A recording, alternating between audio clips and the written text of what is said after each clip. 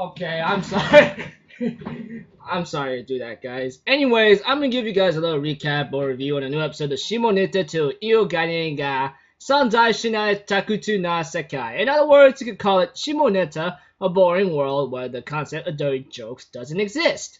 Now, this episode right here, I gotta say, episode 7 apparently, seems to be okay. We get to be introduced to new character who's going to be part of the organizations of the Sox. But before I could get into that, let's continue on from where we could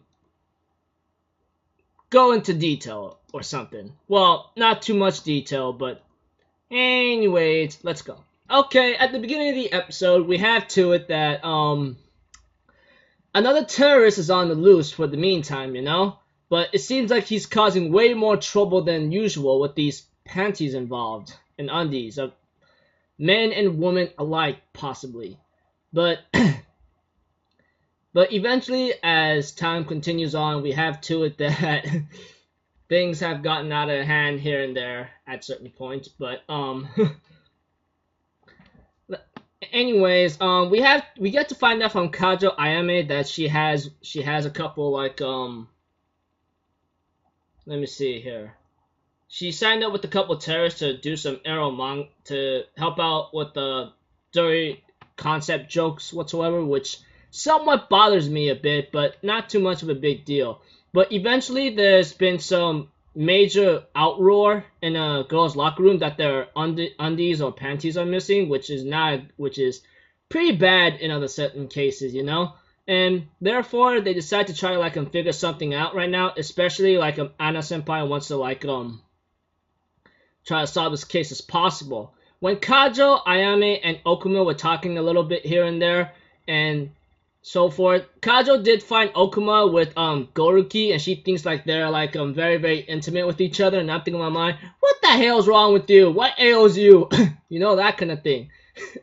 So if anything else, like that was just a funny moment there.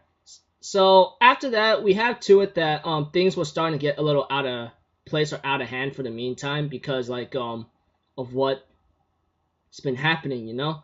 But you know, when Kaja went to go check on a couple things here and there after seeing a person entering the girls' locker room, we have Anna Senpai on Okuma again, and she says, you know, I've been loving you for a while now, but now I'm just gonna have to force myself upon you, which is not a good thing. And apparently things kind of gotten out of hand for Okuma himself, you know, and he's screaming out in agony and pain right now, but she had to stop since Goruki appeared at the right moment. And therefore, we find out that things are still gotten out of hand here and there for Kajo herself, you know, but apparently, like,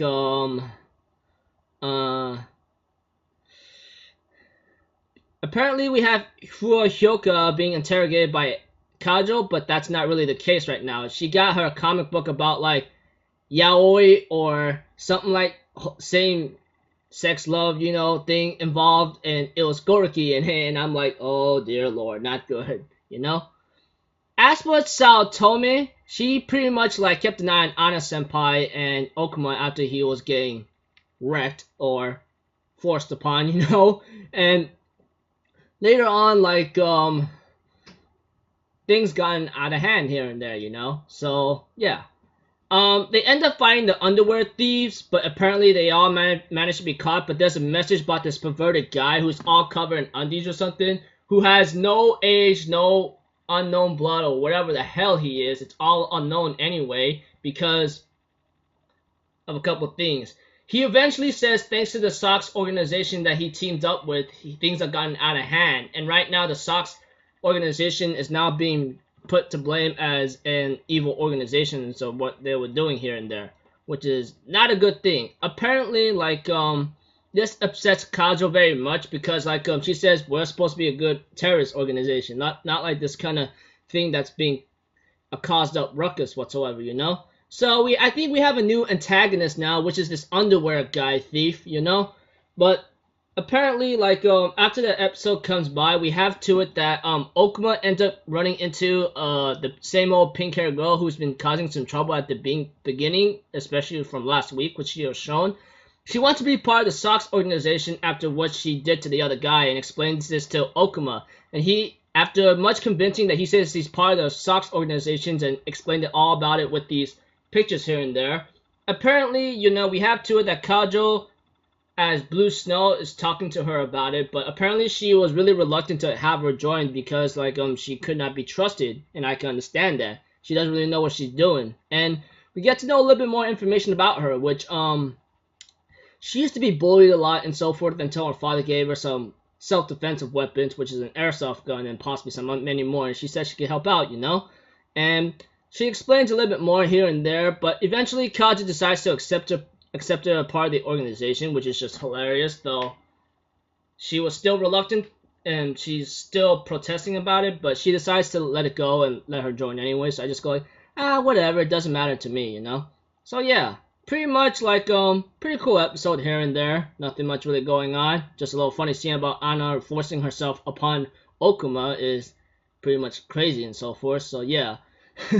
So, we have a new member of the organization, you know. I think we have a new antagonist, which is the Underwear Thief, which was shown in the opening, which he is now considered an antagonist, like putting a threatening block on the, Sox organization, you know. SOX whatsoever.